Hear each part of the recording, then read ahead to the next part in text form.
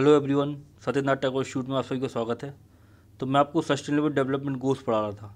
आपका जो यूनिट 7 का टॉपिक है सतत विकास और सतत विकास के लक्ष्य। ठीक है, सस्टेनेबल डेवलपमेंट और सस्टेनेबल डेवलपमेंट गोल्स, इन सारी चीज़ों को हमने देख लिया था। सतत विकास को हमने देख लिया था, कई सारी उसकी परिभाषाएं हमने पढ़ ली थी। और जो सस्टेनेबल डेवलपमेंट गोल्स हैं आपके, जो 17 सस्टेनेबल डेवलपमेंट गोल्स हैं, इनको भी हमने पढ़ लिया था करके। और सतत विकास क्यों महत्वपूर्ण है, इन सब चीज़ों को भी देख लिया था। आज हमें सतत विकास के उद्देश्य से चालू करना है, तो उनको हम पढ़ेंगे। तो चलिए लेक्चर की शुरुआत करते हैं। यदि यह वीडियो आपको अच्छी लगे तो वीडियो को लाइक कीजिएगा, शेयर कीजिएगा, कमेंट कीजिएगा, साथ ही हमारे चैनल को सब्सक्राइब कीजिएगा। तो देखो कौन सा टॉपिक चल रहा है। ये यूनिट 7 का आपको जो प्रीलिम्स का कोर्स है, यूनिट 7 में जो कोर्स दिया हुआ है, आपका सिलेबस दिया हुआ है, उसमें ये वाला टॉपिक हम पढ़ रहे हैं। ठीक है ना, सतत विकास की अवधारणा SDG। आपको ये किताबों में नहीं मिलेगा, आपके जो पुराने नोट्स हैं उनमें भी आपको ये चीज़ देखने को नहीं मिलेगी, बिल्कुल नई चीज़ है। और मैंने जगह जगह से आप रिसोर्सेज यूज करके आपके लिए ये लेक्चर बनाए हैं। तो आप इन पूरे लेक्चर को ध्यान से देखिएगा। यहाँ से एक भी क्वेश्चन बाहर नहीं आएगा आपका, ठीक है। और यहाँ से डेफिनेटली क्वेश्चन आएगा। UPSC में तो क्वेश्चन पूछते हैं। अब ये MPPSC में ये चीज़ डाली हुई है, ठीक है। और ये पर्यावरण से संबंधित टॉपिक है, ठीक है ना। तो चलिए देखते हैं। देखो ये सब हमने पढ़ लिया था। सतत विकास क्या है ये सब देख लिया था। सतत विकास के मूल तत्व क्या हैं, सतत विकास के लिए महत्वपूर्ण तत्व क्या हैं, ये सब चीज़ हमने देख ली थी। सतत विकास लक्ष्य कहाँ से चालू हो रहे हैं, किस बैठक में चालू हो रहे हैं, ये सब हमने पढ़ लिया था। फिर हमने ये पूरे सस्टेनेबल डेवलपमेंट गोल देख लिए थे, कितने सारे गोल्स होते हैं ये सब, ठीक है। फिर हमने सारे जितने भी सस्टेनेबल डेवलपमेंट गोल्स हैं 17 के 17 वो पढ़ लिए थे। ये सारी चीज़ें हमने पिछले लेक्चर में कवर कर ली थी। जिसने भी पहला लेक्चर नहीं देखा है, पार्ट ए नहीं देखा है, तो पार्ट ए आप देख लेना, जो उस लेक्चर का पार्ट भी है, ठीक है ना। सतत विकास क्यों महत्वपूर्ण है, ये सारे हमने पहलू देख लिए थे कि सतत विकास क्यों महत्वपूर्ण हो रहा है, ठीक है। इन सब सारी चीज़ों को हमने कर लिया था। आज हमें चालू करना है इसके उद्देश्य। तो आज हम इसके उद्देश्य पढ़ेंगे, सतत विकास के उद्देश्य क्या हैं, ये सब चीज़ें हम देखेंगे। और जिसने भी पहला लेक्चर नहीं देखा है, पार्ट ए नहीं देखा, तो वो पार्ट ए देख ले, तो आपको और अच्छी चीज़ें समझ में आएंगी। अब देखो सतत विकास के उद्देश्य हम देखते हैं कि सतत विकास के उद्देश्य क्या होते हैं। सतत विकास के उद्देश्य अलग अलग किताब में आपको अलग अलग दिखेंगे, कुछ भी हो सकता है उद्देश्य। जो आवश्यकता में आपने किसी किताब में पढ़ा होगा कि सतत विकास की आवश्यकता क्यों है, कि पर्यावरण को हानि न पहुंचे इसलिए सतत विकास आवश्यक है, ग्लोबल वार्मिंग ना हो इसलिए सतत विकास आवश्यक है, ठीक है, मरुस्थलीकरण ना हो सतत विकास इसलिए आवश्यक है, समझ रहा, सभी का समान विकास हो इसलिए सतत विकास आवश्यक है। तो उद्देश्य चेंज होते रहेंगे, ठीक है। किसी किताब में कुछ उद्देश्य आपको दिखेगा, ठीक है ना। वो सारी चीज़ें एक है, चाहे उद्देश्य पढ़ लो आप, चाहे उसका महत्व पढ़ लो आप, वो सब चीज़ें एक है। लेकिन इसको पढ़ाने का मतलब केवल आपको इतना है कि सतत विकास के उद्देश्य में क्यों पढ़ा रहा हूँ, कि इसमें आपके दिमाग में सतत विकास है क्या, सतत विकास का कंसेप्ट आपके दिमाग में घुसे आए कि आखिर सतत विकास है क्या। इसलिए हम ये सब चीज़ों को बार बार पढ़ रहे हैं। यदि कोई भी क्रिटिकल क्वेश्चन आता है वहाँ पर, यदि आपको MPPSC के पेपर में मिलता है, तो वो आपसे बन जाए, इसलिए हम इसके उद्देश्य को बार बार देख रहे हैं, ठीक है ना। तो देखो सतत विकास का उद्देश्य देखते हैं हम। सतत विकास का उद्देश्य क्या है, तो देखो सतत विकास का सबसे महत्वपूर्ण उद्देश्य हमारी आर्थिक, पर्यावरणीय और सामाजिक आवश्यकताओं को संतुलित करना है, जिससे वर्तमान और भविष्य की पीढ़ियों के लिए समृद्धि संभव हो, ठीक है। तो सतत विकास का उद्देश्य क्या है, सतत विकास का उद्देश्य लिखा हुआ है कि जो हमारी आर्थिक आवश्यकताएं हैं, ठीक है, हमारी पर्यावरणीय आवश्यकताएं और जो हमारी सामाजिक आवश्यकताएं, उनको क्या करना है, हमें संतुलित करना है। समझ आप, संतुलित क्यों करना है, जिसमें पर्यावरण को हानि ना पहुँचे। और संतुलित क्यों करना चाहते हैं हम अपनी आर्थिक आवश्यकताओं को, पर्यावरणीय आवश्यकताओं को, सामाजिक आवश्यकताओं को, इसलिए करना चाहते हैं जिसमें जो हम संसाधन यूज कर रहे हैं वो संसाधन पूरे एग्जॉस्ट ना हो जाएं, वो पूरे ख़त्म ना हो जाएं, और हमारी जो भविष्य की पीढ़ी हो उनके लिए भी वो बचे रहें। समझ रहे आप। सतत विकास को यदि आप देखोगे तो आप जैसे अपने घर के उदाहरण से समझने की कोशिश करो सतत विकास को। कल के लेक्चर में पूरे अच्छे तरीके से आपको बता चुका हूँ सतत विकास होता क्या है, फिर भी आज फिर से हम डिस्कस कर रहे हैं, केवल आपको कंसेप्ट समझ में आ जाए सतत विकास का। इस वजह से सतत विकास को अपने घर के एग्जाम्पल से समझने की कोशिश करो। जैसे आपके दादा दादी होते थे, ठीक है ना, दादा दादी नाना नानी होते थे, वो क्या करते थे, वो घर बनवाते थे, ठीक है, वो धन जोड़ते थे, ठीक है। तो वो काय के लिए जोड़ते थे, वो इसलिए जोड़ते थे, या वो कोई भी चीज़ यूज कर रहे हैं, जिस स्थान में वो रह रहे हैं, जिस खेतों में वो अपनी फसल उगा रहे हैं, वो उनको यूज कर रहे हैं। साथ ही साथ वो ये सोचते थे कि जो जो हमारे खेत हैं, जो जो हमारा घर है, जो जो हमारी आने वाली पीढ़ी है, उसके लिए भी उपलब्ध हो। समझ रहे, वो आपके लिए, जो आपके दादा दादी नाना नानी थे, वो आपके माता पिता के लिए इतना कर गए कि उनके माता पिता को भी वो सुविधाएं मिल जाएं जो उनको प्राप्त थी, ठीक है। अब आपके माता पिता जो हैं, वो माता पिता भी आप जो भी चीज़ यूज कर रहे हैं वो उसको इस प्रकार से कर रहे हैं कि आपको आने वाले, जब आप बड़े होगे, ठीक है ना, जब आपके माता पिता नहीं रहेंगे, तो आपके लिए वो चीज़ें बची रहें, ठीक है ना। मतलब वो चीज़ें आपके यूज में आ जाए, चाहे वो धन हो, चाहे उनके द्वारा बनवाया हुआ घर हो। इसी प्रकार से सतत विकास है। इसी प्रकार से सतत विकास की अवधारणा है कि हमारे पास जितने भी वर्तमान में संसाधन हैं, प्राकृतिक संसाधन हैं, जैसे कोयला हो गया, पेट्रोलियम हो गया, डीजल हो गया, समझ रहे, उसको हमें इस प्रकार से यूज करना है कि वो ख़त्म ना हो और जो हमारी आने वाली भविष्य की पीढ़ी है, ठीक ना, भविष्य के जो लोग आने वाले हैं उनके लिए वो बचा रहे। आदिवासी में यही है सतत विकास।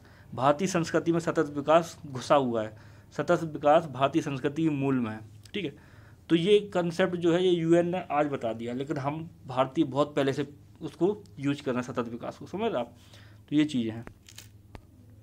तो आगे बात है में कि सतत विकास का सबसे महत्वपूर्ण उद्देश्य क्या है, हमारी आर्थिक, पर्यावरणीय और जो हमारी सामाजिक आवश्यकताएं हैं उनको संतुलित करना, जिससे वर्तमान और भविष्य की पीढ़ियों के लिए समृद्धि संभव हो, ठीक है ना। फिर देखो, इस अवधारणा को अक्सर विकास के रूप में परिभाषित किया जाता है, जो भविष्य की पीढ़ियों की अपनी ज़रूरतों को पूरा करने की क्षमता से समझौता किए बिना वर्तमान की ज़रूरतों को पूरा करता है, ठीक है ना। सतत विकास की ये बहुत ही व्यापक अवधारणा है, ठीक है ना। सतत विकास एक व्यापक अवधारणा और सतत विकास की जो परिभाषा है ये बहुत ही कॉमन परिभाषा है, सब जगह ये सारी किताबों में ये परिभाषा मिलेंगी कि सतत विकास का मतलब ये है कि जो हमारी वर्तमान ज़रूरतें हैं, ठीक है ना, यहाँ से पकड़ो। सतत विकास का मतलब ये है जो हमारी वर्तमान ज़रूरतें हैं उसको हमें इस प्रकार से पूरा करना है कि जो भविष्य में जो आने वाली पीढ़ी है, आज से 10 साल बाद, 20 साल बाद, 30 साल बाद जो हमारी पीढ़ी आने वाली है, जो हमारे बच्चे आने वाले हैं, उनकी जो आवश्यकता होंगी उससे समझौता ना हो। समझ लो ना बात को। मतलब यदि हम पर्यावरण का भी यूज कर रहे हैं तो पर्यावरण का हमें इस प्रकार से यूज करना है कि पर्यावरण इतना प्रदूषित ना हो जाए कि जो हमारी आने वाली पीढ़ी है उसके लिए पर्यावरण रहने लायक ही ना बचे पृथ्वी का। समझ रहे ना बात को। ये सतत विकास। सतत विकास का उद्देश्य समझाने क्या मतलब था, सतत विकास का कंसेप्ट समझ में आ जाए। आज भी आपको कंसेप्ट समझ में आ गया होगा, कल का लेक्चर देखना तो उसमें और अच्छी अच्छी चीज़ें मैंने बताई थी, तो वहाँ पे भी कंसेप्ट क्लियर हो गया होगा आपको। समझ रहे ना बात को। तो ये था सतत विकास का उद्देश्य समझाना। अब जैसे किसी कोई और किताब आप पढ़ोगे तो वहाँ पे लिखा हुआ सतत विकास का उद्देश्य कि ग्लोबल वार्मिंग को कम करना, ठीक है, मरुस्थलीकरण को रोकना, पर्यावरण को प्रदूषित होने से बचाना, सभी का समान विकास करना, ठीक है। SDG हमने पढ़े थे ना, सस्टेनेबल डेवलपमेंट गोल्स से 17 के 17 हमने कल के लेक्चर में पढ़ लिए। तो ये सब चीज़ें केवल कंसेप्ट आपको समझना है, ठीक है। फिर देखो आगे, फिर देखो सतत विकास और स्थिरता में संबंध, ठीक है। कई किताबों में ये चीज़ इस प्रकार से लिखी रहती है कि सतत विकास और स्थिरता में क्या संबंध है, ठीक है ना। सतत विकास और स्थिरता में क्या संबंध है, या फिर कहीं कहीं लिखा रहता है कि सतत विकास की जो स्थिरता है उसके कितने स्तंभ हैं, ठीक है ना। तो देखो सतत विकास की स्थिरता के 3 स्तंभ हैं। आगे स्थिरता को मैं पढ़ाऊँगा। तो देखो सतत विकास की पहली स्थिरता है सामाजिक स्थिरता, ठीक है ना। दूसरी स्थिरता है पर्यावरणीय स्थिरता और तीसरी स्थिरता है आर्थिक स्थिरता, ठीक है। आदिवासी में, ठीक है। और कहीं लिखा रहेगा आयाम, कि आयाम कौन कौन से हैं सतत विकास के। पिछले लेक्चर में मैंने आपको पढ़ा था कि 3 आयाम हैं, एक है सामाजिक आयाम, एक है पर्यावरणीय आयाम, एक है आर्थिक आयाम। समझ रहे ना बात आपको। तो यही चीज़ है, आयाम बोल दो चाहे घटक बोल दो, यहाँ पे स्थिरता हो रही है कि सतत विकास की स्थिरता के कितने स्तंभ है। कभी भी ऐसा क्वेश्चन देखने को मिले तो 3 स्तंभ है सतत विकास की स्थिरता की, सामाजिक स्थिरता, पर्यावरणीय स्थिरता और आर्थिक स्थिरता। दिमाग में इस चीज़ को घुसेड़ लो, ठीक है, मतलब दिमाग में ये चीज़ फिट कर लो अच्छे तरीके से, ठीक है। फिर हम आगे देखते हैं। अब हम देखते हैं सतत विकास के विभिन्न प्रकार, ठीक है ना। सतत विकास के प्रकार कौन कौन से हैं, सतत विकास के कौन कौन से प्रकार हैं। अब जो हमने स्थिरता पढ़ी ना, जो हमने स्थिरता पढ़ी कि सतत विकास की कितनी स्थिरता है, 3 स्थिरता है। एक है सामाजिक स्थिरता, एक है पर्यावरणीय स्थिरता, एक है आर्थिक स्थिरता, ठीक है ना। ये पढ़ा ना हमने। इसी को प्रकार कई किताबें मैंने देखी, कई रिसोर्सेज देखे, उसमें लिखा हुआ है इन्हीं स्थिरता को प्रकार बोला गया है, ठीक है। तो उस तरीके से भी आप देख लो। मैं केवल इस वजह से बताने की कोशिश कर रहा हूँ कि अलग अलग किताबों में अलग अलग चीज़ें आपको देखने को मिलेगी, ठीक है। तो इन स्थिरता को कहीं कहीं सतत विकास के प्रकार भी बोलते हैं कि सतत विकास के ये प्रकार हैं, ठीक है। तब उन्हीं चीज़ों को हम देख रहे हैं, वही पढ़ना हमें, सामाजिक स्थिरता, आर्थिक स्थिरता, इन्हीं सब चीज़ों को हम पढ़ने वाले हैं। और इनको कहीं कहीं सतत विकास के प्रकार भी लिखा हुआ है, ठीक है। तो देखो सतत विकास के विभिन्न प्रकार हम देखते हैं, ठीक है। तो सतत विकास के 3 प्रमुख प्रकारों में विभाजित किया गया। सतत विकास को 3 प्रमुख प्रकारों में विभाजित किया गया। पहला प्रकार है आर्थिक स्थिरता, ठीक है। ऊपर अभी हम पढ़ के आ गए, अब बात समझ में आ गई ना।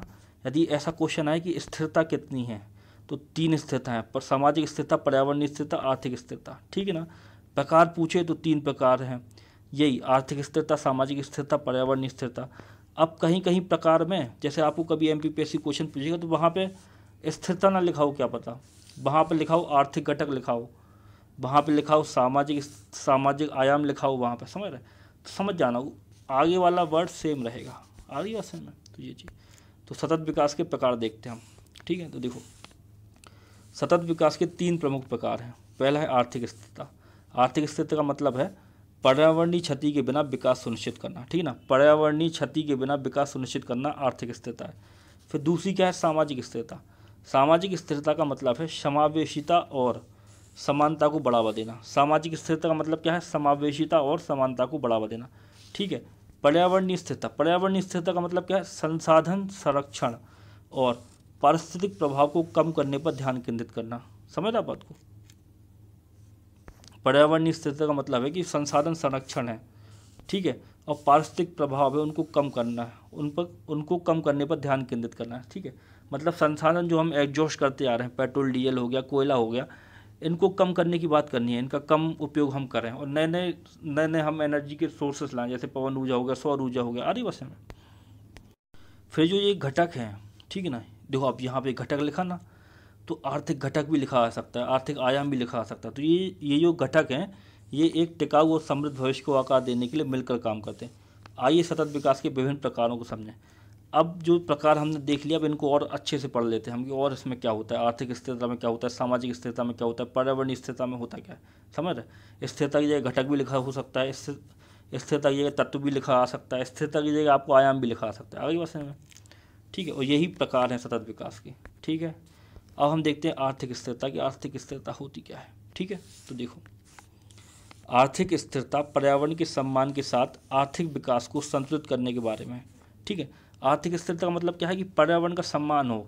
आर्थिक विकास इस प्रकार से करना है। आर्थिक विकास का मतलब होता है रेलवे बना रहे हैं आप, प्रॉपर्टी बना रहे हैं आप, इंफ्रास्ट्रक्चर बना रहे हैं आप, ठीक है ना, किसी भी प्रकार का आप आर्थिक क्रिया कर रहे हो तो इस प्रकार से करना है आपको। कोई भी आप कंपनी खोल रहे हो कि पर्यावरण का सम्मान हो, मतलब पर्यावरण को क्षति ना हो। फिर देखो आगे, यह ऐसे उद्योग और नौकरियों को बढ़ावा देती है जो न केवल धन पैदा करते हैं, ठीक है, बल्कि पर्यावरण पर न्यूनतम नकारात्मक प्रभाव भी डालते हैं। ठीक है, तो आर्थिक स्थिरता का मतलब क्या है? आर्थिक स्थिरता क्या करती है? यह ऐसे उद्योगों और नौकरियों को बढ़ावा देती है जो ना केवल धन पैदा करते हैं, ठीक है, वो धन तो पैदा करेंगे ही उद्योग और नौकरियाँ, और साथ ही साथ वो क्या करेंगे, बल्कि पर्यावरण पर न्यूनतम नकारात्मक प्रभाव डालेंगे। मतलब पर्यावरण को ज़्यादा हानि उससे नहीं होगी। समझ रहे ना बात आपको?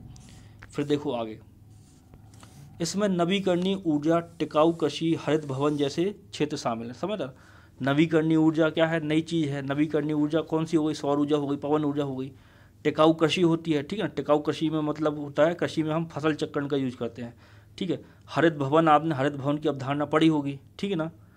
तो ये चीज़ें हैं। तो यह निष्पक्ष व्यापार, सभ्य कार्यस्थिति और जिम्मेदार उपभोग और उत्पादन पैटर्न को प्रोत्साहित करती है। ठीक है, तो जो आर्थिक स्थिरता है वो क्या करती है? निष्पक्ष व्यापार, सभ्य कार्य स्थिति, जिम्मेदार उपभोग और उत्पादन पैटर्न को क्या करती है? प्रोत्साहित करती है। आगे बात समय में आर्थिक स्थिरता का मतलब क्या है? फिर हम देखते हैं सामाजिक स्थिरता। तो देखो, दूसरी ओर सामाजिक स्थिरता एक समावेशी समाज बनाने पर ध्यान केंद्रित करती है जो सभी व्यक्तियों और संस्कृतियों का सम्मान करती है, समान अवसर प्रदान करती है और मानव अधिकारों को बरकरार रखती है। ठीक है ना, समान अवसर या समता का अधिकार तो देखो हमारे मौलिक अधिकार में भी दिया हुआ है, आर्टिकल 14 से आर्टिकल 18 तक।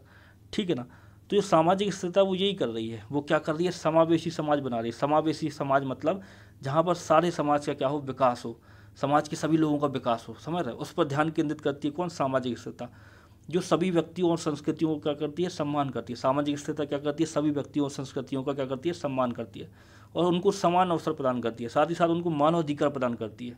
आ रही बात समझ में? फिर देखो आगे, सामाजिक स्थिरता में शिक्षा, स्वास्थ्य और सामाजिक प्रणालियों का निर्माण शामिल है। ठीक है, सामाजिक स्तर में भाई यदि आप उनको मानव अधिकार देना, उनको समानता का अधिकार देना, उनका विकास करना है यदि आपको समाज का, तो उसको शिक्षा देना पड़ेगा, अच्छा स्वास्थ्य देना पड़ेगा, सामाजिक प्रणाली उनके लिए विकसित करनी पड़ेगी। आ रही बात समझ में? फिर देखो आगे, जो सभी के लिए सुलभ हो, चाहे उनकी सामाजिक आर्थिक स्थिति, लिंग, नस्ल या जाति कुछ भी हो। ठीक है ना, तो सामाजिक स्थिरता का मतलब है कि जो शिक्षा, स्वास्थ्य और सामाजिक प्रणालियाँ हैं उनका निर्माण हो और साथ ही साथ वो सभी के लिए सुलभ हो, उनके साथ बिना किसी भेदभाव के, चाहे उनकी सामाजिक स्थिति कैसी हो, चाहे उनकी आर्थिक स्थिति कैसी हो, चाहे लिंग, नस्ल या जाति कुछ भी हो, उन सबको अच्छा स्वास्थ्य, अच्छी शिक्षा मिलनी चाहिए। अगली बात में इस प्रकार की स्थिरता यह सुनिश्चित करती है कि जैसे जैसे हम आगे बढ़ रहे हैं कोई भी पीछे न छूटे। आगे बात में तो सामाजिक स्थिरता का सीधा सा मतलब है कि सभी का विकास हो। ये क्या है? ये सतत विकास की क्या है? एक अवधारणा है। ठीक है ना, सतत विकास का एक आयाम है या सतत विकास का एक प्रकार है सामाजिक स्थिरता। और सामाजिक स्थिरता का मतलब है कि सभी का विकास हो, सभी को शिक्षा, स्वास्थ्य जैसी बुनियादी सुविधाएं मिलें और इन सुविधाओं को प्राप्त करते समय उनके साथ किसी भी प्रकार का भेदभाव ना हो, धर्म, जाति, नस्ल, किसी भी प्रकार का उनके साथ भेदभाव ना हो। ये है सामाजिक स्थिरता। आगे बात है, फिर हम देखते हैं अगली स्थिरता। अगली स्थिरता कौन सी है? तो देखो अगली स्थिरता आती है पर्यावरणीय स्थिरता। तो देखो पर्यावरणीय स्थिरता का लक्ष्य क्या है? हमारे ग्रह पर मानवीय गतिविधियों के नकारात्मक प्रभाव को कम करना। मतलब पर्यावरणीय स्थिरता का मतलब क्या है कि हमारा जो ग्रह है उस पर जो मानवीय गतिविधियों के नकारात्मक प्रभाव पड़ रहे हैं। मानवीय गतिविधियों के कारण ग्लोबल वार्मिंग हो रही है, ठीक है, हम जीवाश्म ईंधनों को जलाए जा रहे हैं, ठीक है, ग्रीन हाउस गैसें बढ़ रही हैं, ग्रीन हाउस गैसें बढ़ रही हैं तो क्या हो रहा है? ग्लोबल वार्मिंग की घटना हो रही है। हमारे कारण ही क्या हो रहा है? जो सी लेवल है वो बढ़ रहा है समुद्र का, ठीक है, उसमें क्या है? निरंतर बढ़ोतरी हो रही है। इससे द्वीपीय देश खतरे में हैं, वो डूबने वाले हैं, जल्दी से जल्दी डूब जाएंगे। समझ रहे ना बात आपको? तो जो हमारी मानवीय गतिविधियों का जो नकारात्मक प्रभाव है वो क्या हो? कम हो। ये पर्यावरणीय स्थिरता का मतलब है। फिर देखो आगे, इसमें जैव विविधता की रक्षा करना, प्रदूषण को कम करना, पानी और अन्य संसाधनों का संरक्षण करना और नवीकरणीय ऊर्जा स्रोतों के उपयोग को बढ़ावा देना शामिल है, ठीक है ना। इसमें क्या है? जैव विविधता की रक्षा करना। पर्यावरणीय स्थिरता में क्या शामिल है कि जैव विविधता की रक्षा करना है, प्रदूषण को हमें कम करना है, पानी और अन्य संसाधनों का क्या करना है? संरक्षण करना है और नवीकरणीय ऊर्जा स्रोतों के उपयोग को बढ़ावा देना है। नवीकरणीय ऊर्जा स्रोत जैसे सौर ऊर्जा, पवन ऊर्जा, समझ रहे आप बात को, ज्वारीय ऊर्जा हो गई आपकी, ठीक है। फिर देखो आगे, इसका उद्देश्य, किसका उद्देश्य? पर्यावरणीय स्थिरता का उद्देश्य यह सुनिश्चित करना है कि हमारे विकास के प्रयास में हमारे ग्रह के स्वास्थ्य से समझौता नहीं किया जाए, ठीक है। और यही उद्देश्य किसका है? यही उद्देश्य सतत विकास का है। यही एक और सतत विकास की परिभाषा बन रही है कि सतत विकास का मतलब ही ये है कि हमें ऐसा विकास करना है जिससे क्या हो? हमारे ग्रह पर नकारात्मक प्रभाव ना हो। मतलब हमारे ग्रह की जो स्थिति है, हमारे ग्रह का जो पर्यावरण है उस पर नकारात्मक प्रभाव ना हो, यही सतत विकास है। समझ रहे आप? तो पर्यावरणीय स्थिरता का क्या मतलब है? पर्यावरणीय स्थिरता का क्या उद्देश्य है? इसका उद्देश्य है कि यह सुनिश्चित करना कि हमारे विकास के प्रयास से हमारे ग्रह के स्वास्थ्य से समझौता ना किया जाए। समझ रहे हैं आप बात को? मतलब हम विकास ऐसा करें कि हमारे ग्रह की जो पर्यावरण है, ग्रह की जो स्थिति है, उन पर क्या हो? नकारात्मक प्रभाव ना पड़े, ठीक है। फिर देखो आगे, इस प्रकार के टिकाऊ विकास को समझना और लागू करना वास्तव में टिकाऊ भविष्य प्राप्त करने के लिए मौलिक है। वे विकास के लिए एक एकीकृत दृष्टिकोण का प्रतिनिधित्व करते हैं जो न केवल वर्तमान पीढ़ी को बल्कि आने वाली पीढ़ियों को लाभान्वित करता है, ठीक है ना। तो ये तीनों प्रकार की स्थिरता है जी क्या कर रही हैं? विकास के लिए एक एकीकृत दृष्टिकोण प्रदान कर रही हैं। जो तीनों प्रकार की जो स्थिरता हमने पढ़ ली ना, अभी पर्यावरणीय स्थिरता पढ़ ली, सामाजिक स्थिरता पढ़ ली, आर्थिक स्थिरता पढ़ ली, ये आयाम हैं, इनको आयाम बोल दो, घटक बोल दो, चाहे प्रकार बोल दो, किसके? सतत विकास के। तो यही तीनों जो स्थिरता पढ़ी है यही सतत विकास है। समझ रहे ना बात आपको? ये क्या कर रही हैं? तीनों स्थिरताएँ हमें क्या कर रही हैं? एकीकृत दृष्टिकोण प्रदान कर रही हैं। काय के लिए एकीकृत दृष्टिकोण प्रदान कर रही हैं? सतत विकास के लिए। समझ रहे आप? पर्यावरणीय स्थिरता, सामाजिक स्थिरता, आर्थिक स्थिरता हमें क्या कर रही हैं? एकीकृत दृष्टिकोण प्रदान कर रही हैं। काय के लिए? सतत विकास के लिए। सतत विकास से क्या होगा? जो हमारी आने वाली पीढ़ी होंगी वो लाभान्वित होंगी, समझ रहे, और हमारी भी आवश्यकता चलती रहेगी, ठीक है।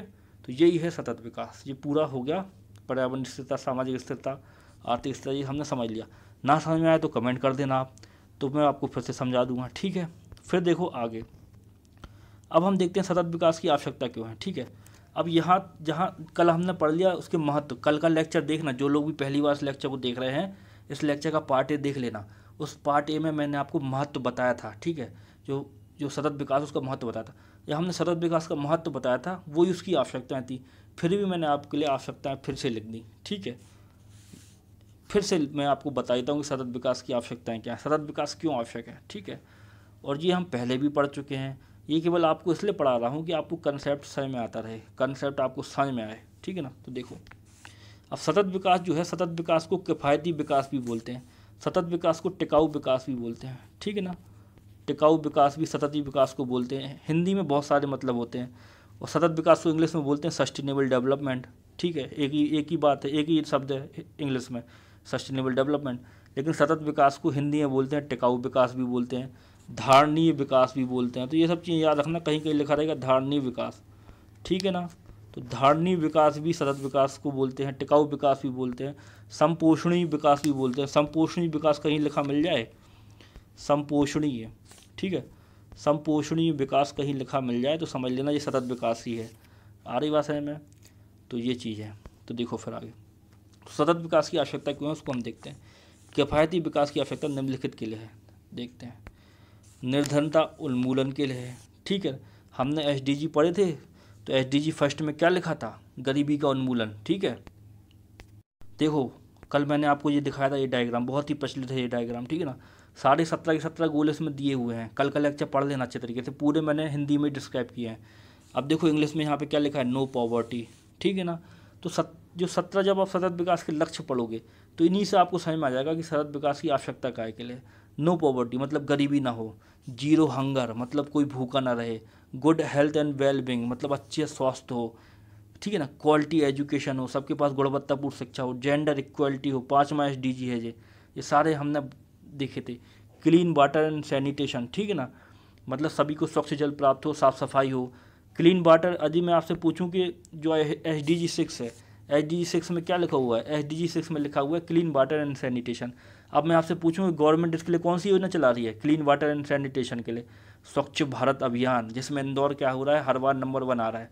स्वच्छ भारत अभियान चला रहे हैं हम लोग, ठीक है ना। स्वच्छ भारत अभियान काहे के लिए चला है? सब सफाई के लिए, सैनिटेशन के लिए, आदि भाषा में। तो ये सारे गोल मैंने आपको पढ़ाए थे। यदि आप इन गोलों को ही पढ़ लोगे तो इन गोल में जो लिखा है उसी से आपको समझ आ जाएगा कि क्या मतलब क्या है, इसका आवश्यकता क्यों है। फिर भी मैं आपको केवल आपको पढ़ाने के लिए केवल मैंने लिख दिया कि भाई देख लो कि आवश्यकता भी क्या होती है, ठीक है।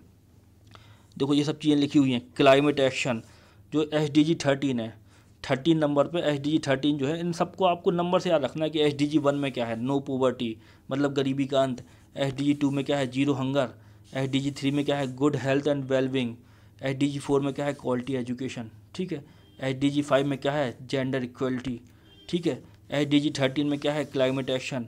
SDG 14 में क्या है, लाइफ बिलो वाटर, ठीक है ना, पानी के नीचे के जीवन मतलब पानी के नीचे की जो जैव विविधता उसका संरक्षण, उसके बारे में जानकारी, ठीक है। और SDG 15 में क्या है, लाइफ ऑन लैंड, ठीक है। SDG 17 में क्या है, पार्टनरशिप फॉर गोल। SDG 16 में क्या है, piece justice and strong institution. तो ये सारी चीज़ें मैंने देखो कल पढ़ाई थी। ये देखो सारे SDG मैंने हिंदी में लिखे थे कि गरीबी उन्मूलन क्या है, शून्य भूख है। SDG 2 में शून्य भूख लिखा है। SDG 3 में लिखा है अच्छा स्वास्थ्य और खुशहाली, ठीक है ना। ऊपर देखो इंग्लिश वाले में गुड हेल्थ एंड वेलबींग। तो ये सब चीज़ें मैं कल करा चुका हूँ, ठीक है। तो हम क्या पढ़ रहे थे, हम आवश्यकता पढ़ रहे थे। कल का लेक्चर देख लेना अच्छे से। देखो आपको आवश्यकता पढ़ाने की भी जरूरत नहीं है, लेकिन फिर भी देख लो। देखो निर्धनता उन्मूलन के लिए हमें आवश्यकता है सतत विकास की। जनसंख्या वृद्धि को रोकने के लिए हमें आवश्यकता है सतत विकास की।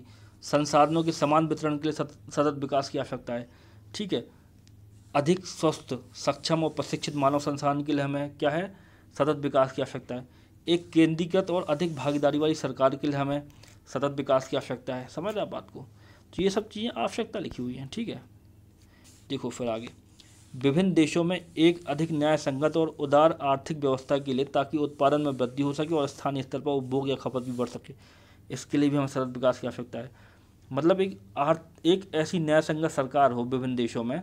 17 जो SDG गोल है उनके माध्यम से क्या कर रहा है, संयुक्त राष्ट्र संघ क्या कर रहा है, शिक्षित करने की कोशिश कर रहा है देश के जो पृथ्वी के या हमारे विश्व के जितने भी देश हैं उनको शिक्षित करने की कोशिश कर रहा है संयुक्त राष्ट्र संघ। किसके माध्यम से? 17 SDG गोल के माध्यम से, कि वो भी समझें कि भाई पर्यावरण है क्या, वो भी समझें कि इसको बचाना है पर्यावरण को, ठीक है। समझ रहे ना बात को? ये सब चीज़ें। फिर देखो आगे, पारिस्थितिकी तंत्र की विविधता को बेहतर ढंग से समझने के लिए, ताकि पर्यावरणीय समस्याओं को ध्यान में रखते हुए विकास की नीतियाँ बनाई जा सकें। तो सतत विकास की आवश्यकता काय के लिए है? पारिस्थितिकी तंत्र जो है, ठीक ना, इकोलॉजिकल सिस्टम जिसको इंग्लिश में बोलते हैं, उसको अच्छे से हम समझ सकें, उसको नुकसान ना पहुँचे, ताकि जो पर्यावरणीय समस्या में सारी समस्याएं आ गई। प्रदूषण हो गया आपका ग्लोबल वार्मिंग हो गया आपका, ठीक है ना।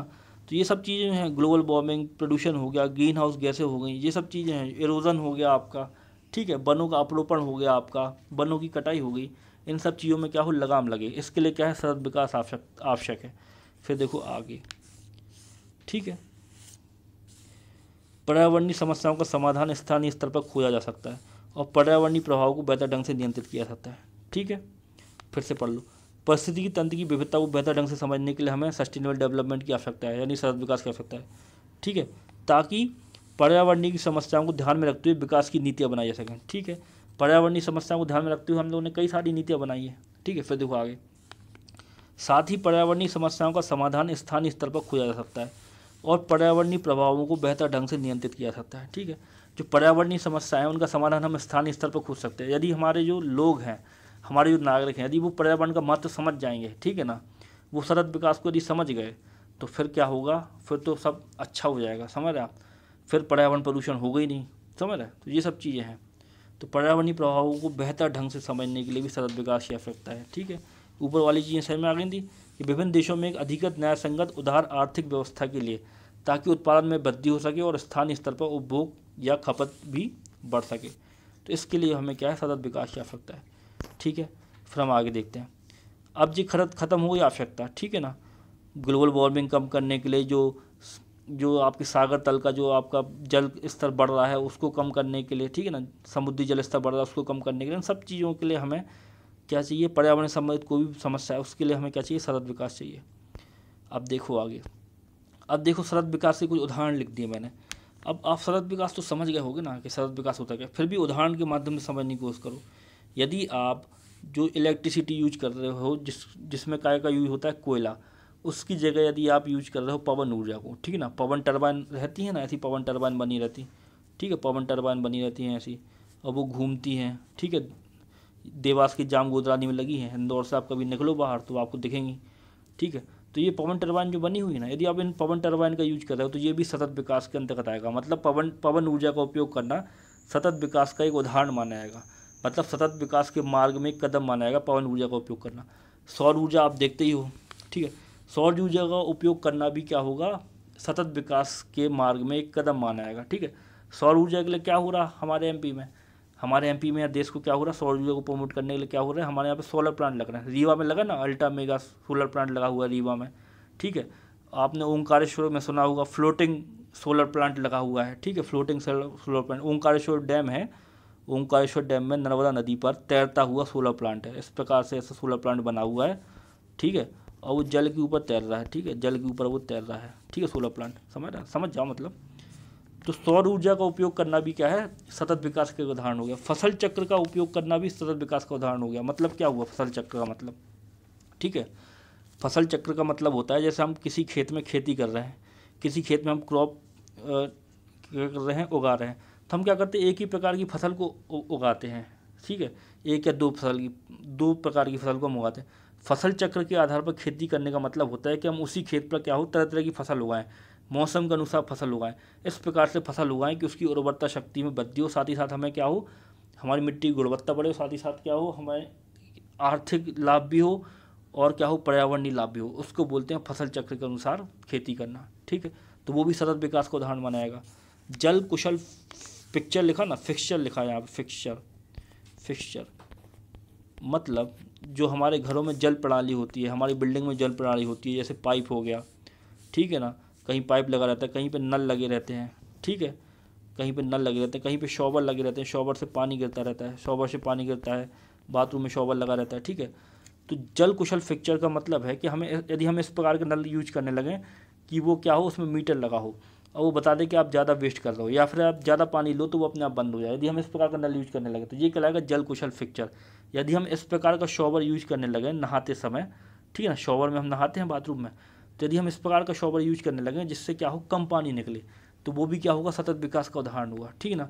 फिर देखो हरित स्थान, हरित स्थान मतलब क्या होता है, हरित स्थान मतलब होता है कोई भी गार्डन है, कोई भी आर्द्र भूमि है जो शहरों के बीच में है, शहरों के बीच कोई भी आर्द्र भूमि, कोई भी गार्डन, कोई भी पक्षी विहार, ठीक है ना, पक्षी विहार हो गया कोई भी, तो ये क्या होते हैं, हरित स्थान होते हैं। यदि हम हरित स्थान बनाने लगें तो ये भी क्या होगा, सतत विकास का एक क्या होगा, एग्जाम्पल होगा। समझ रहे ना बात आपको, तो ये मैंने केवल समझाने के लिए आपको बताया, ठीक है। सतत विकास का अल्टीमेट गोल क्या है कि विकास हमें इस प्रकार से करना है कि जो पर्यावरण को नुकसान ना पहुंचाए, ठीक है, और इस प्रकार से विकास करना है कि जिन संसाधनों का उपयोग हम आज कर रहे हैं वो भविष्य की पीढ़ी के लिए भी बचे रहें, ठीक है, और साथ ही साथ पर्यावरण को नुकसान न पहुंचाते हुए विकास करना ही सतत विकास है। यदि आप इन सब चीज़ों का यूज करोगे विकास में, कहीं आप कोयले से बनने वाली बिजली की जगह पवन ऊर्जा और सौर ऊर्जा का उपयोग करोगे, सौर ऊर्जा से बिजली बनाओगे तो आप सतत विकास कर रहे हो। आप यदि फसल चक्र के आधार पर फसल उगाओगे तो आप सतत विकास कर रहे हो। आप यदि जल कुशल फिक्सचर यूज करोगे, मतलब ऐसे शॉवर यूज करोगे जो कम जल देते हैं, ठीक है ना, जिससे कम पानी गिरता है, तो क्या आप सतत विकास कर रहे हो। यदि आप हरित स्थान, यदि आप बिल्डिंगों के बीच में गार्डन बना रहे हो, पक्षी विहार बना रहे हो, ऐसे एरिया बना रहे हो जहाँ पे क्या है, थोड़ी बहुत पेड़ लगे हुए हैं, पेड़ पौधे लगे हुए हैं, तो आप क्या कर रहे हो, सतत विकास कर रहे हो। आ रही बात समझ में। तो ये सब चीज़ें इसलिए पढ़ा रहा हूँ कि आपको कंसेप्ट क्लियर हो, सतत विकास आखिर है क्या, केवल इसके लिए, केवल बाकी कुछ नहीं है इसका मतलब, ठीक है ना। आपको अभी तक समझ में आ गई हैं चीज़ें। फिर देखो सतत विकास में बाधाएं क्या क्या हो सकती हैं, सतत विकास में क्या क्या बाधाएं हो सकती हैं, उन बाधाओं को हम देख लेते हैं कि भाई क्या क्या बाधाएं आ सकती हैं। तो देखो सबसे बड़ी सतत विकास में बाधा क्या है, जनसंख्या विस्फोट। भाई हमारी जनसंख्या ही इतनी है कि हम करें क्या। अब जनसंख्या ज़्यादा होगी तो वो ज़्यादा संसाधन यूज करेंगे, ठीक है, ज़्यादा संसाधन का दोहन करेंगे, ज़्यादा इलेक्ट्रिसिटी का यूज करेंगे, ज़्यादा गाड़ियों का यूज करेंगे, उसमें डीजल पेट्रोल डलेगा। समझ रहे ना बात आपको। जब हमारी जनसंख्या ज़्यादा होगी, यदि हमारी जनसंख्या सीमित होगी, हम जनसंख्या को कम रखेंगे, ठीक है ना, तो क्या होगा, जनसंख्या विस्फोट का मतलब होता है तीव्र गति से जनसंख्या का बढ़ना है, बहुत बड़ी जनसंख्या, उसको बोलते जनसंख्या विस्फोट। तो जनसंख्या विस्फोट क्या है या जनसंख्या का अधिक होना क्या है, सतत विकास के लक्ष्य में क्या है, एक बात है। फिर देखो विश्व की आय असमानता। अब विश्व के जो देश हैं उनकी सबकी आर्थिक स्थिति एक सी नहीं है, ठीक है। भारत की जीडीपी कुछ है, अमेरिका की जीडीपी कुछ है, जो विकसित देश है, यूरोप पूरा विकसित माना जाता है। अब विकसित देश सतत विकास का सोच सकते कि भाई हमें सतत विकास करना है, पर्यावरण को हानि नहीं पहुंचाना। यदि आप अफ्रीका में चले जाओ, ठीक है ना, या आप पाकिस्तान चले जाओ जहाँ पे भूखमरी मची हुई है, वो जो विदेश की एड है, विदेश की जो आपको विदेशी ऋण जो है उससे अपने देश को चला रहे हैं। अब उन लोगों से कहो, उनके पास खाने के लिए है नहीं, आप उनसे कहोगे कि पर्यावरण का हमें संरक्षण करना है, तो क्या उनको ये बात समझ में आएगी कि पर्यावरण का संरक्षण करना है। उनके पहले सबसे पहले काय का संरक्षण करना, पेट का संरक्षण करना, कि उनको क्या चाहिए, खाना चाहिए। आ रही बात समझ में। तो विश्व की जो आय असमानताएँ हैं, समझ ना, वो भी सतत विकास के मार्ग में क्या है, बाधाएँ। फिर देखो आगे, कई विकासशील देशों का तेज़ी से औद्योगिकरण। अब ये भी एक बड़ी बात है सतत विकास के लिए। जो विकसित देश है उन्होंने बहुत पहले औद्योगिकरण कर लिया था। आपने औद्योगिक क्रांति पढ़ी होगी, इंग्लैंड से शुरू हुई थी। तो उन लोगों ने क्या किया, पहले ही औद्योगिकरण कर लिया। अब जैसे भारत जैसे जो विकासशील देश हैं वो धीरे धीरे औद्योगिकरण कर रहे हैं, उद्योग लगा रहे हैं। अब जो विकसित देश हैं वो उनसे कह रहे हैं कि आप ऐसे उद्योग लगाओ जो पर्यावरण के क्या हो, पर्यावरण के प्रति दक्ष हों। आप ऐसे उद्योग लगाओ जिसमें सौर ऊर्जा का उपयोग हो। लेकिन हम ऐसा कर नहीं सकते क्योंकि हमारे पास में उतनी टेक्नोलॉजी नहीं है, ठीक है। तो ये जो विकासशील देशों का तेजी से औद्योगिकरण है, ये भी क्या है, समस्या है एक सतत विकास के मार्ग में। फिर देखो आगे, औद्योगिक कंपनियों का नकारात्मक रुझान। देखो जो कंपनियां होती हैं, जो उद्योग होते हैं बड़े बड़े, चाहे वो स्टील कारखाना हो, कोई भी कारखाना हो, ठीक है ना, वो कपड़ा फैक्ट्री हो, तो उनका ध्यान क्या होता है, केवल मुनाफे की तरफ होता है। वो नहीं ये देखते कि पर्यावरण पर क्या नकारात्मक प्रभाव पड़ता है। जो भी जहरीला वेस्ट जो उनकी फैक्ट्री से निकलता है वो नदियों में प्रभावित कर देते हैं। वो नदियों में डालने से पहले ये सोचते हैं कि नदी प्रदूषित हो जाएगी, वो नहीं सोचते। वो केवल क्या सोचते हैं, अपने मुनाफे का सोचते हैं। समझ ना आप बात को। तो औद्योगिक कंपनियों का जो नकारात्मक रुझान है वो भी सतत विकास के लक्ष्य में क्या है, बाधा है। फिर देखो कठोर कानूनी कमी। हमारे देश में या किसी और देश में, जैसे पाकिस्तान को देख लो, हमारे देश में तो फिर भी कठोर कानून है। हमारे देश में पर्यावरण संबंधित कानूनों के लिए क्या बना हुआ है, एनजीटी को आयोग में पढ़ते आ रहे हो आप। एनजीटी नेशनल ग्रीन ट्रिब्यूनल बना हुआ है। हमारे देश में कई सारे कानून बने हुए हैं। वन संरक्षण अधिनियम बना है, वन्य जीव संरक्षण अधिनियम बना है, जल प्रदूषण अधिनियम बना हुआ है, वायु प्रदूषण अधिनियम बना हुआ है, ठीक है ना। पाकिस्तान को देख लोगे तो पाकिस्तान में तो कठोर कानून होंगे क्या पर्यावरण से संबंधित, नहीं होंगे। समझ ना बात को। तो कठोर कानूनों की कमी है। फिर देखो आगे, राजनीतिक व प्रशासनिक शिथिलता है। अब हमारे देश की राजनीति क्या है, हमारे देश की राजनीति आजकल चल रही है जाति धर्म के ऊपर। जाति धर्म हमारे यहाँ पे बड़े मुद्दे हैं राजनीति में। एजुकेशन हमारे यहाँ पे मुद्दा है नहीं राजनीति में। अब जो राजनेता जाति धर्म पर चुनाव लड़ते हैं, ठीक है ना, मंदिर मस्जिद पर चुनाव लड़ते हैं, तो क्या वो पर्यावरण की बात कर पाएंगे, क्या उनको सतत विकास लक्ष्य समझ में आएगा, ठीक है ना। हमारे देश में तो फिर भी नेताओं को समझ में आता है। ऐसी बात नहीं है कि हमारे देश के नेता बेकार हैं। अब बहुत अच्छे लोग आ रहे हैं, अच्छे पढ़ के राजनीति में लोग आ रहे हैं। लेकिन अदर देशों में देखो, पाकिस्तान के राजनेताओं से आप ये उम्मीद लगा सकते हो उनको पर्यावरण की कोई चिंता होगी, समझ रहे, या वो सतत विकास की कोई चिंता होगी।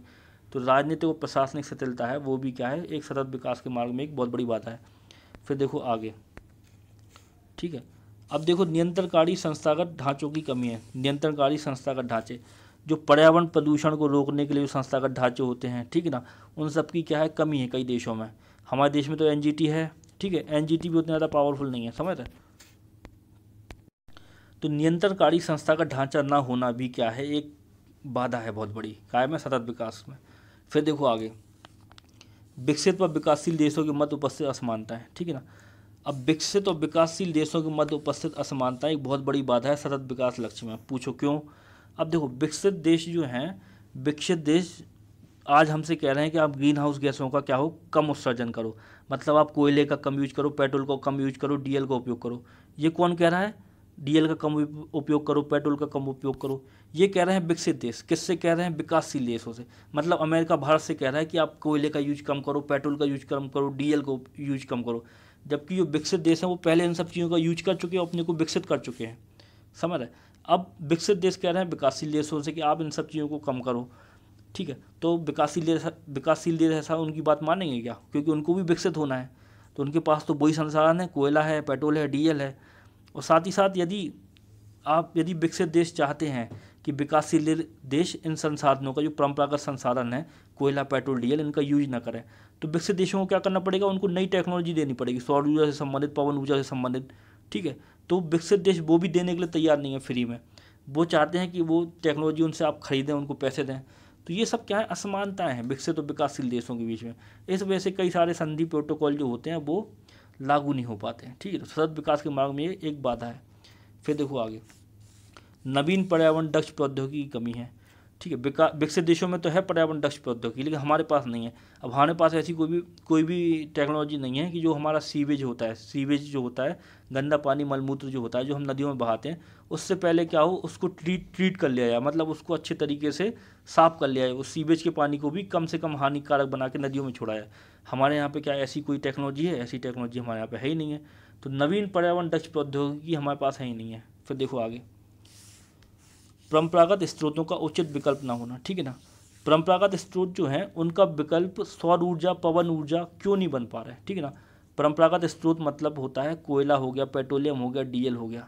ठीक है ना, कोयला हो गया, पेट्रोलियम है, डीजल है, वो क्या है, परंपरागत स्रोत हैं, समझ रहे आप बात को। लेकिन उनका उचित विकल्प नहीं है, मतलब उनके विकल्प हो सकते हैं पवन ऊर्जा, सौर ऊर्जा, बायोडीजल। ठीक है, परंपरागत स्रोत क्या है, कोयला, पेट्रोलियम, ठीक है, डीजल, इनके विकल्प हो सकते हैं सौर ऊर्जा, पवन ऊर्जा, बायोडीजल।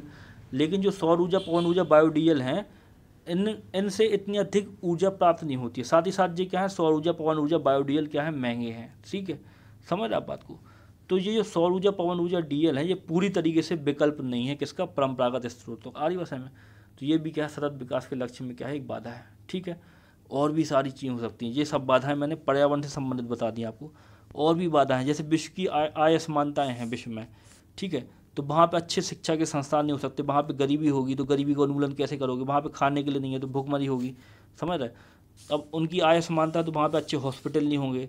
तो सतत विकास लक्ष्यों में तो सब लिखा है कि भाई अच्छा स्वास्थ्य हो, गरीबी का उन्मूलन हो, भूखमरी का उन्मूलन हो, तो ये सब चीज़ें नहीं हो सकती। तो आखिरी भाषा में ये सतत विकास के मार्ग में क्या है, बाधा है। अब इसके बाद में कुछ हम महत्वपूर्ण तथ्य और पढ़ लेते हैं सतत विकास से संबंधित। ठीक है, तो कुछ और देख लेते हैं। ठीक है, जो मैं आगे पढ़ा चुका हूँ आपको, फिर भी आपको बार बार बता रहा हूँ, जिसमें आपके दिमाग में चीज़ें क्लियर रहें। तो देखो, कुछ महत्वपूर्ण तथ्य देख लेते हैं हम फिर से सतत विकास के बारे में। तो देखो, सतत विकास सामाजिक आर्थिक विकास की वह प्रक्रिया जिसमें पृथ्वी की सहनशक्ति के अनुसार विकास की बात की जाती है। ठीक है, आगे भाषा में ये फिर से एक परिभाषा हो गई सतत विकास की, कि सतत विकास क्या है। सतत विकास सामाजिक आर्थिक विकास की क्या है, वह प्रक्रिया जिसमें पृथ्वी की सहन शक्ति के अनुसार विकास किया जाता है। ठीक है, पृथ्वी की सहन शक्ति के अनुसार विकास करना, ऐसा विकास या ऐसा सामाजिक और आर्थिक विकास जो पृथ्वी की सहन शक्ति के अनुसार हो, वही क्या है, सतत विकास है। फिर देखो आगे, सतत विकास अंग्रेजी के दो शब्दों सस्टेन प्लस डेवलपमेंट से मिलकर बना है। सस्टेन का अर्थ है संभालना या पोषित करना, और डेवलपमेंट का अर्थ है विकास या जीवन की गुणवत्ता में सुधार करना। ठीक है ना, तो सस्टेनेबल डेवलपमेंट किन दो शब्दों से बना है, सस्टेन और डेवलपमेंट। सतत विकास किन दो शब्दों से बना है, सस्टेन और डेवलपमेंट से मिलकर बना है। सस्टेन का अर्थ है संभालना या पोषित करना, और डेवलपमेंट का अर्थ है विकास या जीवन की गुणवत्ता में सुधार करना। ठीक है, अब ये एक और परिभाषा हो गई। मैंने आपको जब कल का लेक्चर पढ़ा रहा था तब मैंने आपको पूरा बता दिया था सतत विकास क्या है। आज हमने बहुत कुछ समझ लिया सतत विकास के बारे में। साथ ही साथ मैंने आपको बताया था कि आगे आपको कई सारी परिभाषाओं के माध्यम से और समझाऊंगा, जिसमें आपको कंसेप्ट क्लियर हो जाए। फिर देखो आगे, फिर देखो, सतत विकास की सर्वप्रथम अवधारणा 1987 में विश्व पर्यावरण एवं विकास आयोग द्वारा जारी की गई एक रिपोर्ट, जिसे ब्रटलैंड रिपोर्ट या आवर कॉमन फ्यूचर भी कहा जाता है, में दी गई थी। ठीक है ना, कभी भी क्वेश्चन आए, ये क्वेश्चन आ सकता है MPPSC में आएगा कि सतत विकास की अवधारणा सबसे पहले कब आई। तो सतत विकास की अवधारणा सबसे पहले आई 1987 में। 1987 में विश्व पर्यावरण एवं विकास आयोग जो है, ठीक है ना, विश्व पर्यावरण और विकास आयोग जो है, उसने क्या की, सतत विकास की सबसे पहले अवधारणा दी। किस रिपोर्ट में? उस रिपोर्ट को बोलते हैं ब्रटलैंड रिपोर्ट। ब्रटलैंड एक व्यक्ति थे, उन्होंने ये रिपोर्ट प्रस्तुत की थी, नॉर्वे के थे वो। तो ब्रटलैंड जो थे, उन्होंने एक रिपोर्ट प्रस्तुत की थी 1987 में। ठीक है, उस रिपोर्ट को बोलते हैं आवर कॉमन फ्यूचर। उस आवर कॉमन फ्यूचर रिपोर्ट जो है, जो ब्रटलैंड रिपोर्ट है, उसी में सबसे पहले सतत विकास की अवधारणा दी गई थी। आगे भाषा में ये बात क्लियर हो गई कि सतत विकास की सर्वप्रथम अवधारणा 1987 में विश्व पर्यावरण एवं विकास आयोग द्वारा जारी की गई एक रिपोर्ट, जिसे ब्रटलैंड रिपोर्ट या आवर कॉमन फ्यूचर भी कहा जाता है, में दी गई थी। ठीक है ना, ये क्वेश्चन आ जाएगा, देखो है ना, याद रखना। फिर देखो, इस रिपोर्ट के अनुसार ऐसा विकास जो वर्तमान पीढ़ी की आवश्यकता की पूर्ति इस प्रकार से करता है कि भावी पीढ़ी की अपनी आवश्यकताओं को पूरी करने के लिए किसी भी प्रकार का समझौता न करना पड़े, उसको सतत विकास कहा जाता है। ये कल भी पढ़ा दी थी परिभाषा, ये बहुत ही कॉमन परिभाषा है, सारी किताबों में ये परिभाषा देखने को मिलेगी। ये बेटलैंड रिपोर्ट द्वारा दी हुई परिभाषा है, तो उस परिभाषा को एक बार आप पढ़ लेना। कभी पूछ सकते हैं कि बेटलैंड, कभी आपको क्वेश्चन में ये पूछा जाता है कि बेटलैंड आयोग जो था या बेटलैंड रिपोर्ट जो थी या अवर कॉमन फ्यूचर जो रिपोर्ट थी, उसमें कौन सी परिभाषा दी गई थी? ये वाली परिभाषा दी गई थी कि ऐसा विकास जो वर्तमान पीढ़ी की आवश्यकताओं की पूर्ति इस प्रकार से करता है कि भावी पीढ़ी को अपनी आवश्यकता पूरी करने के लिए किसी भी प्रकार का समझौता न करना पड़े, उसी को सतत विकास कहा जाता है। तो सतत विकास की ये वाली जो परिभाषा है ये बेटलैंड रिपोर्ट में आई। आगे ना बात में। फिर देखो आगे, फिर सतत विकास को हासिल करने के लिए वर्ष 2015 में संयुक्त राष्ट्र संघ द्वारा सतत विकास लक्ष्य प्रस्तुत किए गए थे। सतत विकास जो है उसको हासिल करने के लिए क्या किया गया था? वर्ष 2015 में किया गया था, संयुक्त राष्ट्र संघ द्वारा सतत विकास लक्ष्य प्रस्तुत किए गए थे। इसमें 17 गोल्स और 169 टारगेट निर्धारित किए गए थे जो वर्ष 2015 से 2030 तक के लिए हैं। जो 17 SDG गोल मैंने आपको पढ़ाया ना, 17 SDG गोल्स जो पढ़ाए हैं मैंने आपको, इनको हमें पूरा करना है 2030 तक। 2030 के लिए टारगेट हैं, समझ रहे हैं आप। 2015 में चालू हुए, 2015 में जो यूनाइटेड नेशन या यूनाइटेड नेशन जनरल असेंबली थी, संयुक्त राष्ट्र महासभा थी, उसकी 70वीं बैठक में ये 2015 में 17 विकास गोल जो हैं, 17 SDG हैं, उनको क्या किया गया था? उनको अपनाया गया था या उनको अंगीकृत किया गया था। आगे बात है में आ रही ना बात है में, ये सब कल पढ़ा चुका हूँ मैं, ठीक है। फिर देखो आगे, फिर देखो 2021 में सस्टेनेबल डेवलपमेंट सोल्यूशन नेटवर्क, ठीक है ना, इसका नाम अच्छे से याद रख लो, क्या है ये? Sustainable development solution network. उसने 2021 में क्या की? एक सतत विकास रिपोर्ट पेश की, ठीक है। फिर से हम पढ़ते हैं। 2021 में सस्टेनेबल डेवलपमेंट सोल्यूशन नेटवर्क द्वारा जारी सतत विकास रिपोर्ट 2021 के 6वें संस्करण के अनुसार भारत 165 देशों में 120वें स्थान पर है। स्वीडन और डेनमार्क के बाद फिनलैंड सूचकांक में सबसे ऊपर है, ठीक है ना। तो 2021 में सस्टेनेबल डेवलपमेंट सोल्यूशन नेटवर्क ने क्या दी थी? रिपोर्ट दी थी, जिसको बोलते हैं ग्लोबल सस्टेनेबल डेवलपमेंट रिपोर्ट, ठीक है ना। ग्लोबल सस्टेनेबल डेवलपमेंट रिपोर्ट बोलते हैं उसको। उसमें 2021 में भारत क्या था? 165 देशों में 120वें स्थान पर था। भारत की रैंक थी 120, ठीक है ना। अब जो ये रिपोर्ट है सस्टेनेबल डेवलपमेंट सोल्यूशन नेटवर्क देता है ग्लोबल सस्टेनेबल डेवलपमेंट रिपोर्ट, वो ग्लोबल सस्टेनेबल डेवलपमेंट रिपोर्ट जब 2023 में आई है, मतलब ये जो ऊपर लिखा है ये 2021 की रिपोर्ट की बात कर रहा हूँ। यही रिपोर्ट जब 2023 में आई तो भारत की रैंक है 112, भारत की रैंक 112 है, ठीक है ना। ग्लोबल सस्टेनेबल डेवलपमेंट इंडेक्स इसको बोलते हैं। इसको जारी कौन करता है? ग्लोबल सस्टेनेबल डेवलपमेंट इंडेक्स को जारी करता है ये सस्टेनेबल डेवलपमेंट सोल्यूशन नेटवर्क। याद रखना, ये क्वेश्चन पूछा जा सकता है कि ग्लोबल सस्टेनेबल डेवलपमेंट इंडेक्स को कौन जारी करता है? ग्लोबल सस्टेनेबल डेवलपमेंट इंडेक्स को जारी करता है सस्टेनेबल डेवलपमेंट सोल्यूशन नेटवर्क जारी करता है, ठीक है ना। फिर देखो 2021 में भारत की रैंक थी 120, 2023 की जो नई रिपोर्ट आई है उसमें भारत की रैंक हो गई है 112, ठीक है ना। तो सुधार है हमारी रैंक में, ठीक है। आ रही बात है, ठीक है। तो आज के लेक्चर में यहीं तक पढ़ते हैं, ठीक है। सस्टेनेबल डेवलपमेंट आपका पूरी तरीके से कंप्लीट ही है। अब कुछ इंडेक्स बचे हैं, जो आज मैंने आपको इंडेक्स बताया ना कि ये एक इंडेक्स आपको बताया मैंने कि ग्लोबल सस्टेनेबल डेवलपमेंट इंडेक्स, उसमें कितनी रैंक है? 112। एक इंडेक्स है वो नीति आयोग जारी करता है, एक इंडेक्स जारी करता है NITI Aayog, national institute of transforming India, ठीक है ना। नीति आयोग हमारे यहाँ का जो संगठन है, थिंक टैंक है जो हमारे देश का, वो भी जारी करता है सस्टेनेबल डेवलपमेंट इंडेक्स। वो हमारे राज्यों की प्रगति पर होता है। सस्टेनेबल डेवलपमेंट इंडेक्स में केरल लगातार टॉप कर रहा है, केरल सबसे ऊपर है, ठीक है ना। तो वो सारी चीज़ें भी मैं आपको बताऊंगा कल, अब वो कल मैं आपको पढ़ाऊंगा, ठीक है। तो एक और लेक्चर बस चाहिए, एक और लेक्चर आपका हो जाएगा, पार्ट C और आ जाएगा इस लेक्चर का, उसमें आपको पूरा सस्टेनेबल डेवलपमेंट खत्म हो जाएगा। फिर यहाँ से बाहर कोई क्वेश्चन जाने नहीं वाला है, सब तरीके की चीज़ें मैंने बता दी। आप कहोगे तो कमेंट कर देना, तो MCQ भी करा दूंगा, ठीक है। और बात है मैं, तो ये चीज़ है। तो अब बस आपके क्या बचे हैं? इंडेक्स बचे हैं, ठीक है। तो ग्लोबल इंडेक्स जो है ग्लोबल सस्टेनेबिलिटी डेवलपमेंट इंडेक्स है, उसके बारे में पढ़ना है। साथ ही साथ हमें नीति आयोग वाला जो इंडेक्स है उसके बारे में भी पढ़ना है, ठीक है। तो वो हम कल पढ़ लेंगे। और साथ ही साथ जो भारत रणनीति यूज कर रहा है सस्टेनेबल डेवलपमेंट के लिए, वो रणनीति भी मैं आपको कल पढ़ा दूंगा, ठीक है ना। कि भारत सतत विकास के लिए कौन सी रणनीति या नीति यूज कर रहा है, सतत विकास के लिए भारत कर क्या रहा है। जैसे स्मार्ट सिटी मिशन ला रहा है भारत और BS4 मानक ला रहा है भारत, ठीक है ना। तो ये सब चीज़ें मैं आपको कल बता दूंगा कि भारत कर क्या रहा है। तो कल आपका जो अगला लेक्चर होगा आपका पार्ट C, उसमें पूरा सस्टेनेबल डेवलपमेंट आपका ख़त्म हो गया, ठीक है ना। अरे वैसे में यहाँ से क्वेश्चन कहीं नहीं आएगा, और सस्टेनेबल डेवलपमेंट जो मैं आपको पढ़ा रहा हूँ इस लेक्चर में इतना अच्छा कहीं नहीं मिलेगा। आप कोई भी किताब उठा लेना, जब किताबें छप के आएंगी नए सिलेबस के अनुसार, तो उसमें भी आपको ये चीज़ नहीं मिलने वाली। अरे वैसे में तो आज के लेक्चर का यही अंत करते हैं, फिर मिलेंगे अगले लेक्चर में। धन्यवाद।